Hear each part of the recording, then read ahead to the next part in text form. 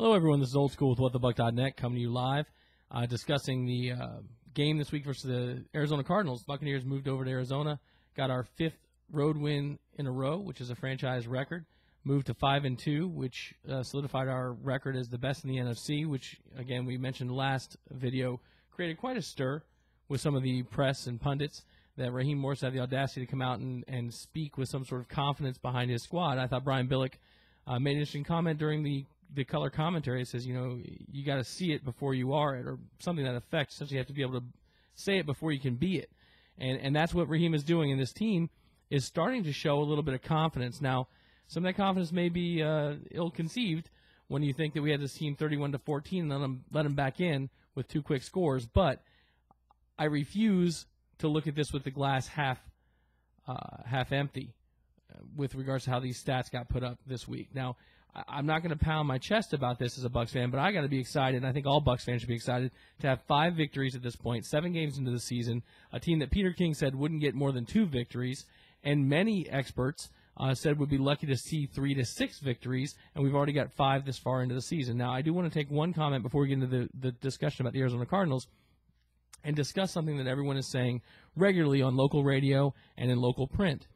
Yes, but they haven't beaten any significant opposition. In fact, the 2 teams that were real contenders, they got destroyed by. And I'm not taking issue with the destroyed by. I'm not even going to get into the discussion about whether the Steelers game and the Saints game were like the Giants and Jets game of last year, which they actually weren't.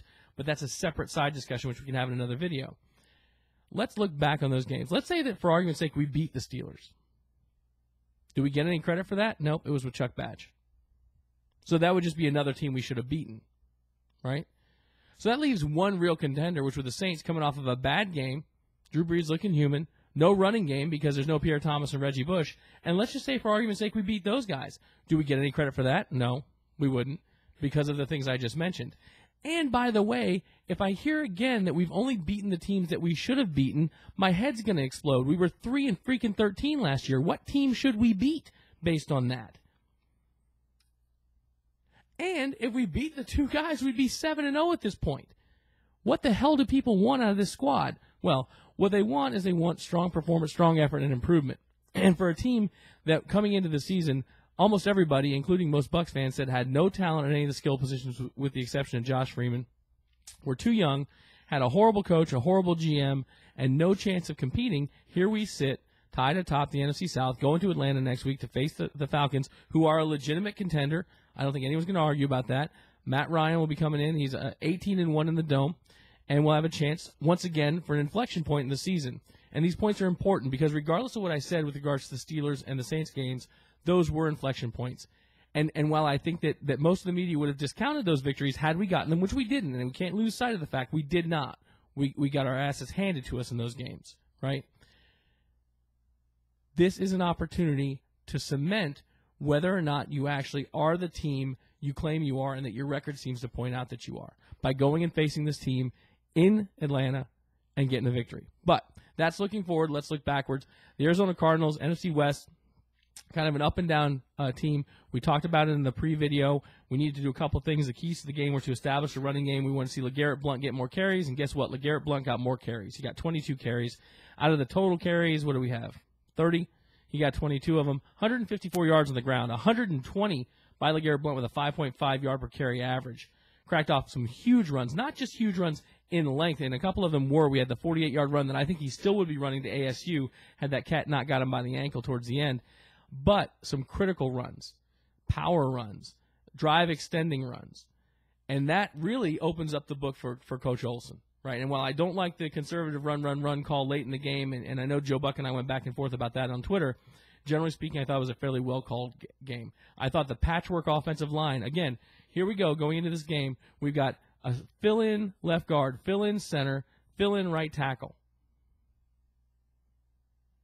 Rookie receivers. Injuries everywhere. And we got the win. Somehow we got the win. Josh Freeman continues to impress. Continues to do all the right things. He ended up with a 121.8 QB rating. He had 278 yards through the air. The touchdown pass to Mike Williams, another touchdown pass, or looked like a touchdown pass to Regis Ben. He got stopped on the 3-inch line. We ended up shoving it in. I think LeGarrette Blount got his second touchdown of the day. the offense is starting to look really interesting. And at the same time, the defense looked opportunistic. Right, score or get the ball back was the mantra by Coach Morris. And what did they do? Geno Hayes, pick 6 touchdown. Akeem Talib, pick 6 touchdown. We had a chance with Barrett Ruud where he should have had a pick 6 touchdown and just bounced off his hands after getting deflected early. We had a huge hit by Geno Hayes, which dislodged the ball that Barrett picks off. We had the pressure towards the end with Styles White, who had a quietly really good game. I think Steve White points it out well in his passing on the game.blogspot.com post, that while the defensive line is not where we need them to be yet, specifically, Kyle Moore is not where he needs to be. Styles White is slowly starting to have a good season. He's starting to come around. He's starting to get some of those pressures. Right. Gerald McCoy was getting upfield yesterday. Did he have a great game? No. Is he putting up the numbers that Ndamukong Suh is? No. But he's getting better week on week. Right. So, defensively, we made the big plays.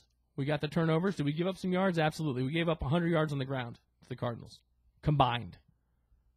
Did it look like they could have run for more? Yeah, it looks like everybody could have run for more, and yet surprisingly, not everybody does that. So either 5 of the coaches we faced are complete idiots, right? Or it's not quite as easy it would appear based on the stat sheet. And as Raheem says, stats are for losers. Now, the passing game, Max Hall was exactly what we expected. He telegraphed the passes. We victimized him. They benched him. Derek Anderson came in, gave him a little bit of a different look, but then he made the non-veteran move to throw into triple coverage and got snagged by Akeem Talib late in the game as well. Now, E.J. Bigger struggled this week, took some risks. Cody Grimm did nothing but flash. When I looked at my notes from the game, I had his name like 5 or 6 times in the first 2 plays. The kid's playing great ball. I thought Geno Hayes stepped up, had a great game this week. Akeem Talib, obviously. I thought, generally speaking, with some really strong individual performances. I think that, and Raheem said this so much at the halftime, I believe, we didn't know what to do with a lead. And when you look at things to improve on, other than obviously making this a game when it shouldn't have been a game, when you have a lead like this, when you're 31-14 in the third quarter, really good teams, which we're claiming to be, that's when you put your foot in their neck. Right? That's when you end it. And we didn't do that. We let these guys back in. We let them get 2 quick scores and make a huge game out of it and make this have to be another fourth quarter comeback for Josh Freeman. Now, the upside to that is the team seems to be very confident. They feel like they can come from behind like that because they've got a quarterback that's instilling confidence in them. And we got the W, and that's important. We shouldn't always have to come from behind like that. I hate saying that many times because it sounds incredibly off color, but I hope you guys are sports fans. You know what I'm talking about. Now, keys to the game, I talked about the rushing game. We need to stand up to the heavy dose of running. I thought we stood up pretty well to that based on the 100 yards total on the ground.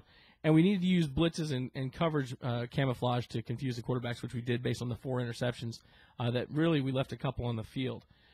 Pressure's not there from the defense. We got to improve on that. But all things being equal, at this point in the season, 7 games in, with the amount of people going in and out, especially in the offensive line, right? I think what we're starting to see is the phrase, I'll tolerate him until I can replace him, which we got from Tomlin, who I believe from Herman Edwards before that now Coach Morris has adopted. Donald Penn spoke to James Lee and said, I went in because of an injury and I never left. Trueblood may never see the field again if James Lee keeps putting out the effort he's putting in. I think that if Fane comes back off that injury and we slide Zuda back over to guard, that offensive line gets better. No disrespect to Ted Larson, but I think that that's still a net improvement. But all in all, I see improvement slowly, steadily each week. We're seeing guys like Spurlock flash in the receiving game. We had Sammy Strouder, who's got to find out what's going on. We got to start using this guy in the drag routes and things where he's able to excel out of the slot. And, God, you got to make sure you field punts. Right? Some things to clean up. We still had 80 yards in penalties. We got to make sure we clean that up. But all in all, getting the victory, locking things down, road trip, West Coast, coming back, try and get a little bit healthy, go up to Atlanta. As a Bucs fan, despite the fact that people around town, from media to fans, seem to be incredibly frustrated and angry. 5-2 feels pretty damn good to me as a Bucs fan, and I like our chances going to Atlanta. I'm going to be there live, meet some of you YouTube folks up there. We're going to do our broadcast from Atlanta next Saturday, or this coming Saturday, I believe. Hopefully we'll get a preview vid out here pretty soon. Congratulations to the Bucs. Congratulations to the Bucs fans. 5-2 is pretty good, and we're going to keep on that race to 10, halfway there, 7 games in. This is What the Buck. Let me know what you think. Rate it up.